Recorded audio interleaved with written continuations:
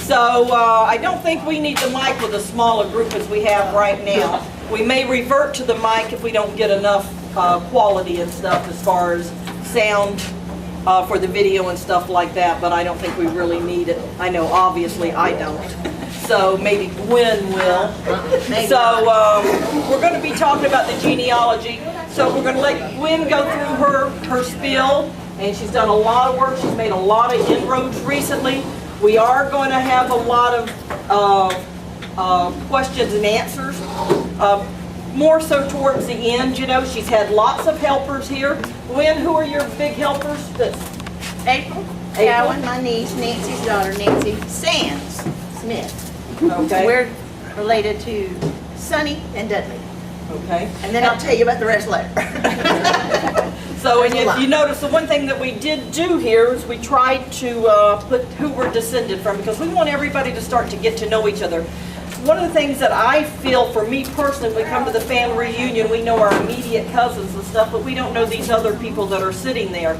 Most of us are not going to get up and introduce ourselves to somebody new. So hopefully, once we start with the genealogy, we'll start introducing ourselves and get to know each other. Maybe the next family reunion, you'll feel more comfortable in introducing yourself. We only have one person who descended from John William Sands, which is my grandfather, who is left, and that's Aunt Minnie. So Aunt Minnie is one of the children of John William Sands, and she's the only one that we have left now. Everybody else here is either a grandchild, a great-grandchild, or even further, or a spouse or other family member. So it's kind of a unique group. In 1948, John William passed on, and in 1949, Dudley Sands started the family reunion, and that was one of the children of John William. There's basically two families of John William. The first wife had 3 children. The second wife, and I may get this wrong, had 8 living children. Actually, there was 9 living children. George actually died quite young, but 8 surviving children. And there was numerous other stillbirths. The one thing I can honestly say about that family is, you know, in light of the way things are today with stepchildren, and a lot of us have been stepchildren or step-parents, I don't ever remember any animosities between any of the brothers and sisters or anything. They were always a tight-knit group of people, even with a big, vast age difference. They were very, very close. So it was very important for them to have the family reunion. The family reunion has fell on hard times at any given time. We've been down to in the mid to upper 20s with people, so there's been those times. Connie Turbyville actually developed a plan, whereas we would start, we have more people. Welcome. So, where we will pass it down from a family of each of the children. So last year, Connie, which was the daughter of Roy Sands, hosted it. This year, the children of Bud Sands will host it. Next year, the children of Carl Sands will host it, and it'll go right down the line. So hopefully we can keep this going. So anyway, I'm going to turn over to Gwen now. And so that's our introduction there. And so play like you're really interested. Give us a lot of claps, a lot of oohs and ahs, because we are live, okay? Thank you. Thank you, Belinda. Thank you for you and your family, the Bud Sands family, for everything that they've done to pull it together for this year. I got a sidekick for a little bit, I think. This is Omara, helper. I'd like, before I get started, to introduce y'all to Marie Caudill. She's walking in the door right here. Her daughter Tricia, and her daughter Shadow, and this is Charles Sands coming in here with a red shirt. And they are descendants of the George Henry Sands side of the family. That would be John Williams' brother. So that's another one of the orphan brothers that we found a link to, and we're so glad that Marie got to come today and her family. Very excited to see you. April and I went down and visited them early in June, I think it was. We just had a great time. So welcome, Marie. Thank you, Tricia, for bringing her. Thank you, Charles, for coming too. Charles has a lot of interesting stories, so be sure to talk to him. Oh, yes. Okay. I'm going to have to read it right here from my, I don't have a stand, but that's okay. So you ought to lean on you, okay? I'm Gwen Ellis, Gwen Sands Ellis. My daddy was Sonny, Edward F. Sands. And my granddaddy was Dudley. C. Dudley, never knew what the C stood for. Do you got it? He said it never stood for anything, it was just always his initials. C. Dudley. And like Berlinda was saying, this is our 68th annual Sands family reunion. That's hard to believe. And she asked if I would share an update with you on our history that April and I have been working on. A lot of you have been very influential in giving me some information so we can continue on as we pull it all together and try to get a few puzzle pieces to match. I don't know about you, but everyone probably has a reason for learning about their family tree. If you don't know your family tree, you can't tell your story. So that's what I got thinking in a deer stand 2 years ago, texting with Belinda, and Jamie was in on it too, I think, and just asking questions. And so my reason, Connie has a reason, because she's very interested in the Daughters of the American Revolution, and she's possibly connected both sides of her family. So some people have a reason to dig into their family history. So that's one reason. Others, like me, I just wanted to know a few things, some stories I'd always heard. Connie's heard them, Nancy's heard them, Cheryl's heard them. You know, that Pawpaw, Daddy, John, came to Florida on an orphan train. Well, you know, orphan train, okay. Didn't have any idea what that was. And also that his brothers came with him, 3 brothers. But they had a sister that they left in New York. Well, you know, as parents and aunts and uncles, you start thinking, why would somebody leave their kids? You know, why would you leave somebody behind? I also heard that the parents died in an L train accident. What's an L train? Anybody know? Like a subway? Okay, okay. And they've heard that they died of the influenza epidemic. Not after that. Or plague, which in New York City, that was the thing, the disease that killed a lot of people. What's some stories y'all have heard that I didn't mention? Anybody? Well, that's pretty consistent with what I've heard. That's what we've all been told. But I never dug deeper to find out if it was true or not, or why things happened or not. So, how many's ever played the telephone game? You know what I'm talking about when I say the telephone game? Starts and you spread it, and by the time you're at the end, it's totally Exactly. different. If I told somebody, can you can a can as a can or can's a can, to you, you might say something completely different to her, right? And you keep going on, and when you get to the end, there's nowhere near what you said. That's the same way with family histories a lot of times. So whatever stories that we hear are stories until you can kind of prove them. They're great stories. Some of them are really greater when you dig in and find out some of the reasons behind it. Can y'all hear me okay? Yeah, we may end up having to go to the microphone now with all these extra noise. I'm starting to have a hard time hearing them back here. Supposed to go green, right? Yeah. There it goes. 10-4? Yeah, good. Thank you. So like the telephone game, your stories can degrade over time. And that's what I was afraid I was losing. So I wanted to write it down so I had it to share with me and my family. So we started a little history, I guess we would call it a book. It might be a novel when we get finished. Because there's a lot of us. But it's devoted strictly to the Sands family, and it contains information about generations for now. What we're doing now is over 500 years.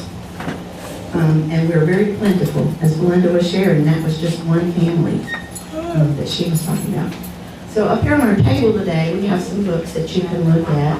One of the books is some history information prior to 1516. That's where we get the 500 years. And my great-grandparents great-great-grandparents were Asa Sands and Elizabeth Abram Sands. And they had a daughter. I didn't realize she was the oldest. Her name was Sarah A., nicknamed Minnie. We think that's where Miss Minnie got her name. And she married Mr. Hoban. So she's the first one. She's the daughter that possibly was left behind in New York. I do have a little information on her marriage and her family. Then there was a son, Asa Samuel Sands, which I'm thinking was like father-son because his daddy was Asa S. Then there was a George Henry Sands, which Marie's great-grandfather, is that right? And John William, which was my great-great-grandfather. Some of it might be great-great-great-grandfather or grandfather. It's a little confusing. And the last one was Harry B. I think that's for Brewer, because he had a son named Harry Brewer. And that's my Uncle Harry. I was always told was a constable in Jacksonville, so I had to behave. So that was all the children that we know of that we found on our searching. And last year, April and I sent out some outlines to some of you family members to fill out for us, and the response has been real good. We've gotten a lot of dates, information, names. That's mainly what we need to search further, is accurate dates, accurate names, and things like that. Also up here on the table are some workbooks that April and I have been using for each of those children of Asa and Mary Elizabeth. It's just things like, I've gotten a few birth certificates, not birth, but death. You have to do death first before you get birth certificate. And then, of course, information from Ancestry.com. Your notes you sent to us, I put them in a notebook so I at least had somewhere to find them. So you're welcome to look through any of that you want to and ask April and I some questions. Connie might have some information too. She's been working on history. We're still seeking information about the mother, Mary Elizabeth. I'm still waiting for her birth certificate and her death certificate from New York. And that will just tie everything in a nice little packet. That will kind of really tell me what happened with the daughter, maybe.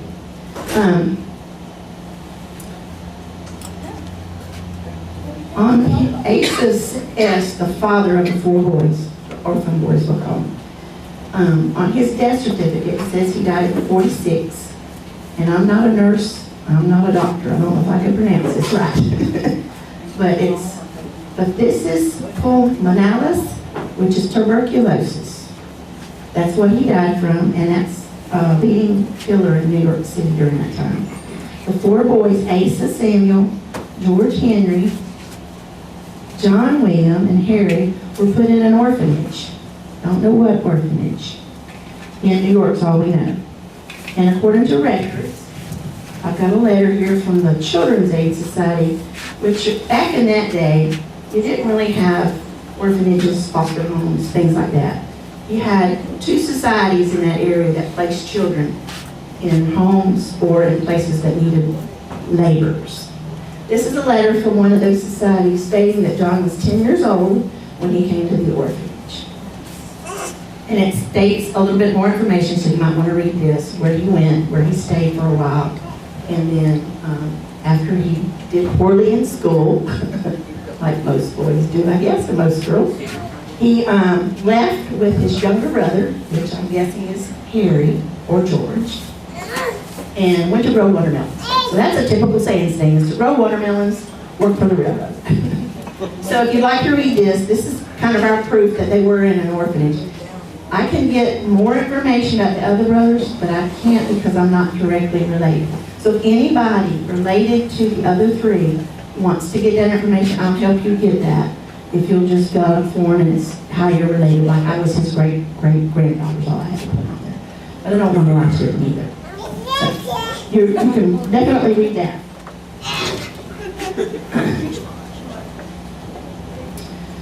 John was placed, let's see, Asa and Harry were dropped off in Jacksonville. John was placed in, you ever heard the word Conant?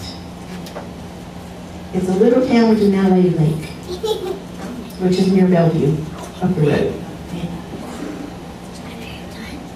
and he was placed with a Dr. Swan. Anybody heard this story before? Dr. Swan, huh? Yeah. Dr. Swan, from what I've been told, was the first lady doctor in Florida, right? John, my great-great-grandfather, was her buggy driver. Isn't that right, honey? So, I think he went to school from what the story says. He went to school, but he didn't do it, but he was her buggy driver. And they used to make house calls, I guess. And then later, after I guess he didn't do well in school and just left school, he and his brother George went to Lakeland. And that's where I found Marie was in Lakeland. That's where her great-grandfather settled, pretty much. Also on the table, if you're interested, if you're not going to hurt my feelings at all, there's paperwork. If you would like to do a little research of your family or say your spouse's family, there's some information up here that you can use to do online stuff, Ancestry.com stuff. For me, I started, if you're just going to get started in genealogy, which I wasn't planning on it. Now I've got something to do when I retire. 5 more years.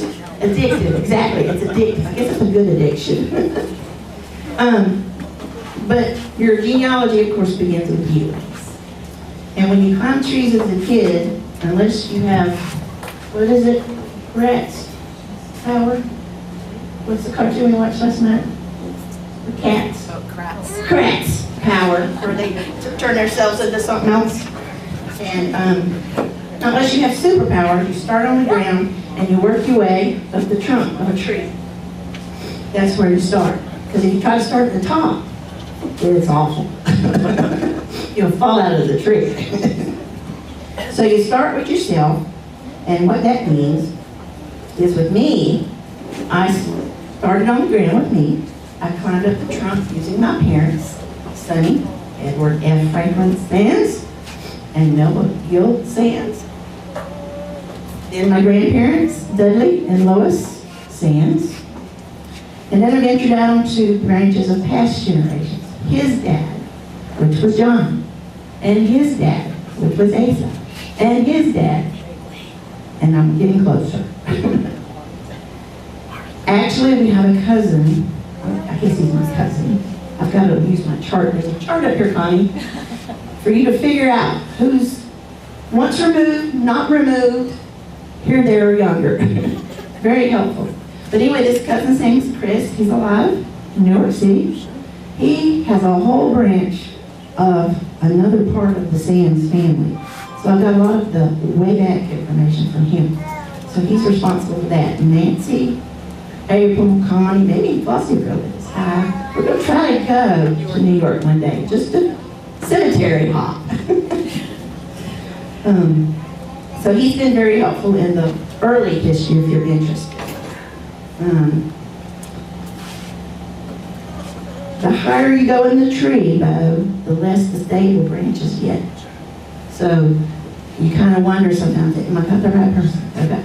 You know, my name is Gwendolyn Diane Sands, but I go by Gwen. You type in Gwen Sands, nothing shows up. You type in Gwendolyn Diane Sands. Well, birth certificates have that information usually. So you have to kind of play with it a little bit, but you can usually make things match.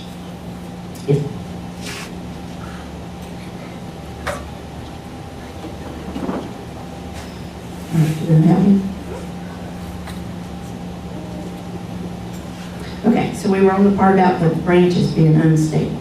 So you have to kind of watch out for that. Because you can get some bad information, especially on Facebook, especially online. So you just have to do your homework.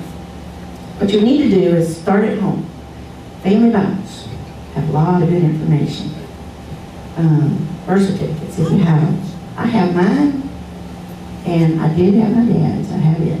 Connie got me my grandparents, and from there, because I had those death certificates and birth certificates, I could get the further information. So things like that are helpful. Marriage certificates, newspaper clippings, military documents are very helpful. school pictures.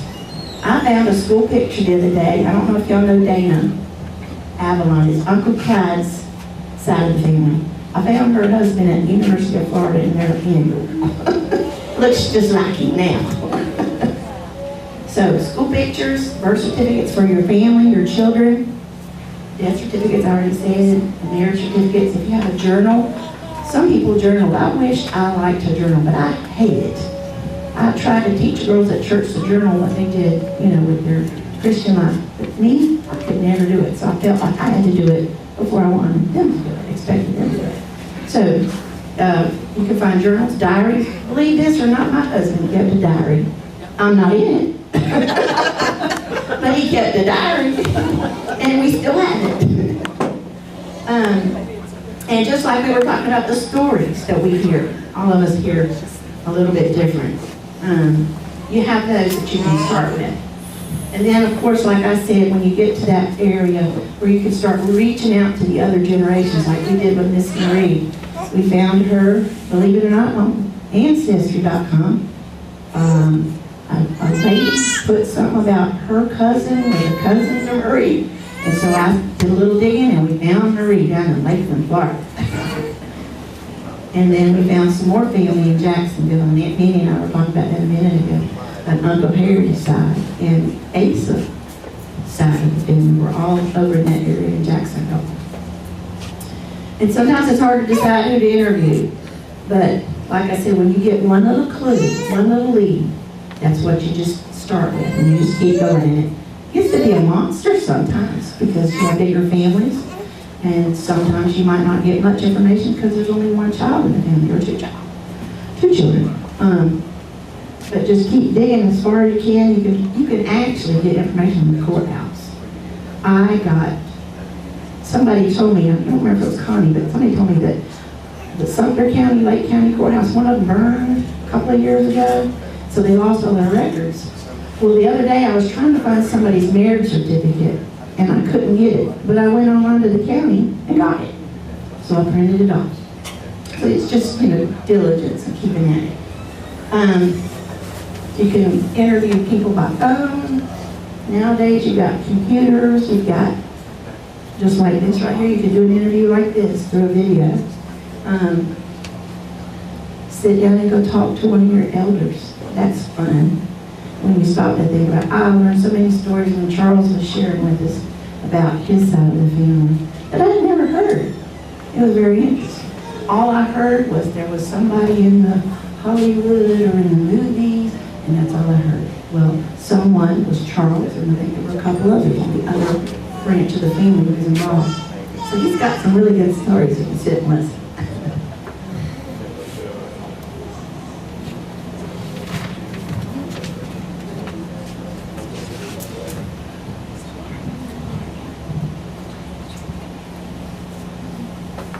So like I said, if somebody gives you a clue, you might not think about it. It might take you 5 years to find out what that little clue is. I've got one little clue now I'm working on and digging on, but I don't have anything to report on it yet. So just be sure what you write down, you can try to at least try to back it up. I found that that's very important because you don't want to say things about people that you don't think is true, especially on Facebook. There goes that telephone game again. And remember, too, that your family history is more than dates and names. Just like you, just like me, our ancestors are flesh and blood. They're real people. You're proud of your family. You don't want to. My grandfather was a horse thief, I heard one time, on my Meemaw's side. Nobody knows that but me. And the rest of my family that's heard it. They argue. Believe this, they have political differences, too.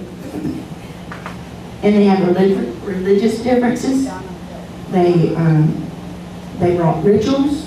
They brought celebrations from other countries. This older book goes back to England. So I guess we could say we're English heritage. Royalty. Yeah. They went to school. They hated homework. John did, apparently. He didn't do too well. They also battled illnesses. And they witnessed great changes, especially in the early 20s. And I would love to sit with some of those folks and just hear some of those stories. So if you've got documents or pictures at home, if you've got stories to share, you've got Bibles, you've got books, oops, sorry, hold this one, hold that, so everybody can see it. If you're interested in the orphan train, like I wanted to learn more about why would somebody want to give their children away or why they had to. This is a very good, it's sad, but it's also happy. Belinda brought that to me. It's the Orphan Train Story. And it's a DVD, and I'll be glad to let anybody borrow it that wants to borrow it and pass it on to anybody else. It's just very good information so you can understand maybe why.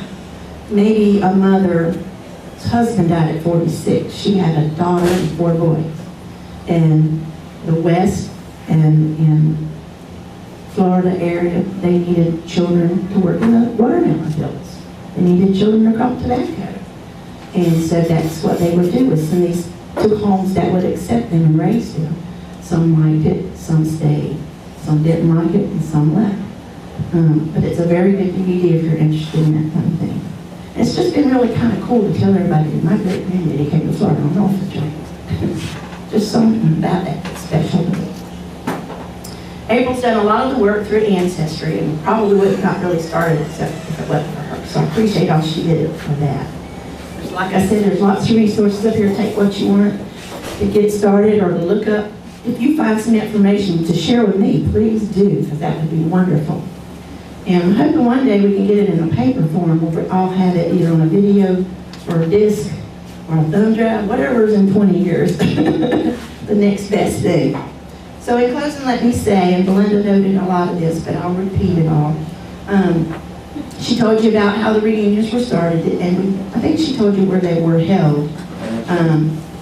They were held, started at Papa's house, I think, Dudley and Lois's. And then after that, we had a lot of great hoot nannies the Saturday night before. Everybody know what a hoot nanny is? I don't know if I can show you now, I'm 60. I imagine we could figure it out. And so after Dudley and Lois did it for many years, I've lost my place here. I know it was Aunt Pat that did it, but I want to get it right. Yeah. After they passed away, Aunt Pat Sands, their daughter, she continued hosting the reunion for many years. And then Cheryl, her daughter, Cheryl Brown Cole, she lives in Wildwood still, I think. She hosted it for many years. And then Larry and his wife Denise, they had it for approximately 15, 16 years, maybe, something like that. Something like Yeah, sure. And then last year, Connie Sands, when I get Connie Sands, I have to say Connie Sands Trooperville. So I know which Connie I'm talking about. Because we're all starting to get those Asa names and Edward names. She passed it, they passed it on to Connie, who was Maxine and Roy's oldest, right? Yes. Okay. Yeah.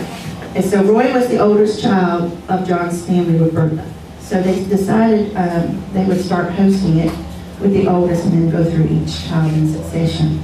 And this year it was the Bud Wallace Sands. Yep. And next year it's the Carl Sands. And Cheryl's here and she's saying, yeah, okay. All right. I know Meemaw and Pawpaw, oh my Meemaw and Pawpaw, you might have a Meemaw and Pawpaw too. I know they're proud to know that we're continuing on and that it's been here for 68 years and that it's hopefully going to carry on. And I'm excited to see the renewed interest in the reunions and in our next generation. I'm afraid we're losing some of that, not just our family, but society as a whole. And that it'll be positive and a driving force to continue on. And in order to do that, what do we have to do? We have to learn our story so we can tell our story. And hopefully the history, when we get to a stopping point, who's our littlest one, we think? Right now it's Rena here, but maybe within our family, she's not the last one. But I'd like to get as much information as we can, as much as you want to share. And don't feel pressured that you have to put a birth date and just put 2 digits at the last of it for your year. And I want to just thank everybody who's been helpful and who's been interested.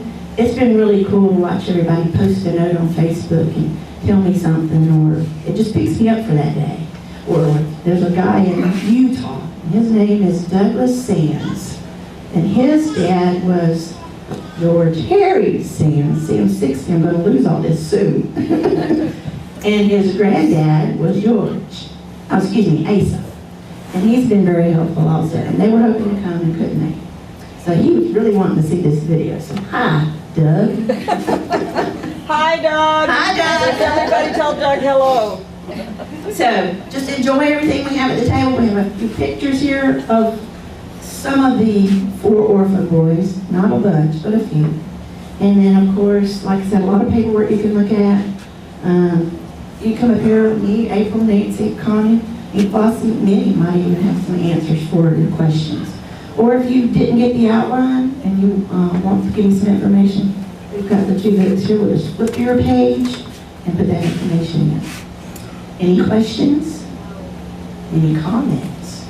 Thank you. Well, thank you. Thank you. It's been a blast. And like Connie said, I'm an addict. I'm sorry.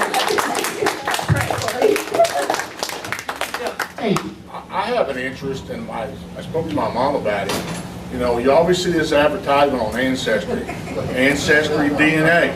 Yes. So I think that I'm going to make an effort to do that for me, to know that maybe this is why I am the way I am. And that's what I wondered in that tree stand. Mom has said something that, you know, the lineage is Irish, so that might explain a lot. Your mama said what? The lineage is somewhat Irish, Yes. and that would definitely answer some questions about anger issues. But That's no, true. I think that would be interesting to know. It is. And it'll also connect you with other matches.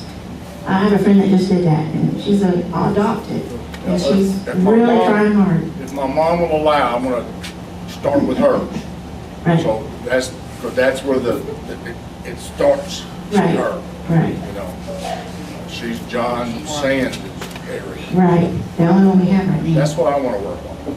I actually did that last year for Larry. As you get to a certain age, you can't find gifts to give each other.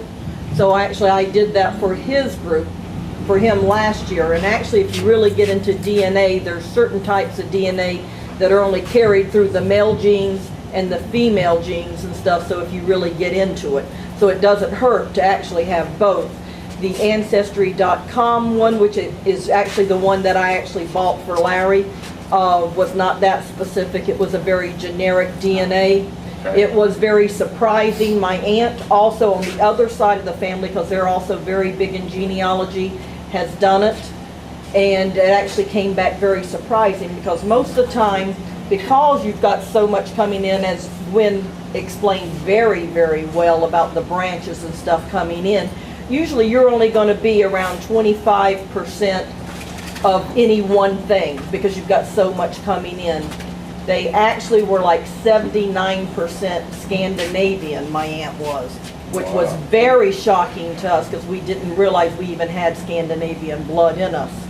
So you can learn a lot from that. If you wait for certain times of the year, they give nice discounts. So usually you can pick it up for $69 to $79 a time, so it's a very reasonable amount. Also, Groupon will end up having sales now and then also. Usually around Christmas, they'll be running a sale, but they also ran some around Memorial Day, Valentine's Day, that kind of stuff. And So like Aunt Minnie it's was well sharing, worth it's it. very useful for your health. If you need to know you have a heart condition in your family, and it's gone on and on and on. My friend who's adopted, she doesn't have any history on her health, and that's what she's looking for. So even those little DNA matches, they'll help you with that information too. So it's very beneficial. Yeah, and there are different types of DNA, so if you might want to get online and really do some research in case you want more detailed type DNA, theirs is very generic. And we don't get a discount with Ancestry.com. We're not pushing Ancestry.com. There are others out there. But for me, for me and a computer, that's my filing cabinet. I don't have a drawer and I file these boxes. That's just to bring some stuff. On the computer, it's easy. It populates data for you. That means if I was typing Dudley Sands, it's going to go out there and look at his wedding, his grandchildren, when they got married, what they're doing now, and pop all that information in for you. So it's really a lifesaver, time saver. So, any other questions? Any other Comments. questions, comments? For the people that were late, any questions and stuff on the genealogy and stuff? No? We have filmed it, so you'll be able to do that. We're also live right now. So. Doug says hi back. That's cute. And Carrie, She actually, I didn't tell you this and I wanted to. Carrie actually, his wife, went to the Families Library, Seventh-day Adventist. They run the... No, the LDS, Latter-day Yes, Saints. they run that website, but everybody's information goes to Salt Lake City. There's this huge library, and Carrie and Doug spent, I think, a day and a half there. And she was so excited, she showed me pictures of the drawers and Yeah, she went in the vault cabinets and and all that showed us, stuff. yeah. And it was neat that she lived out there, so she actually went out there and got the data. April and I, we go cemetery hopping, getting information. But just things like that, make it fun, make it interesting. And you'll be surprised sometimes what you do find out. I think we found Connie's got a link to the DAR now. For The granted. DAR. Yeah, with her mom's side, but now she's got a link on the other side. And even the word Roosevelt's thrown in there way back somewhere. I don't know if that's important, but it's just very interesting, like I said. Any other comments? April, did you have something you wanted to say? I'm gonna throw it out there, if you're around your early 40s and under, if you're trying to find some information for marriages and stuff, you probably won't find it yet. They haven't put it into the system yet. oh, So great. it's really bad. That is interesting. You would think that would be in there automatically, wouldn't you? You would think, but Yeah. I know I haven't found my marriage yet, and it's been almost 14 years. Really? It's just too soon. They have a place to. Look at Washoe County. Okay. Interesting. Real interesting. I didn't bring any kind of a card, but you can get me anyway. Facebook, cell phone number, call Connie, she'll get you to contact me or anybody else that you might want to know if you need some help or information. Thank y'all for listening. I was a Gwen, little thank you nervous, so but- much. Thank you. Very good.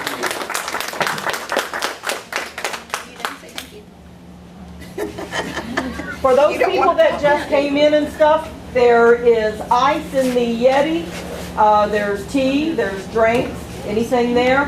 There's bottled water in the other cooler. You might want to come up and look at some of this stuff. As you know, most of the Sanses do not get here till eating time. That just seems to be what we're programmed to do as Sanses. And one of the things that we wanted to do, we do have name tags this year, and what we're trying to promote, obviously, is who we're descended from. So if you would come up and get your name tags, and the other things that we want to do is get pictures of everybody, and we want to upload that to Facebook also, so that we can try to learn each other real well. Johnny, I can pick you out so easily because they were just showing a picture here of your dad, and you're the spitting image. So whether I knew you or not, I would know you immediately. So it's just so good to see that the genes, because your dad had fantastic genes, and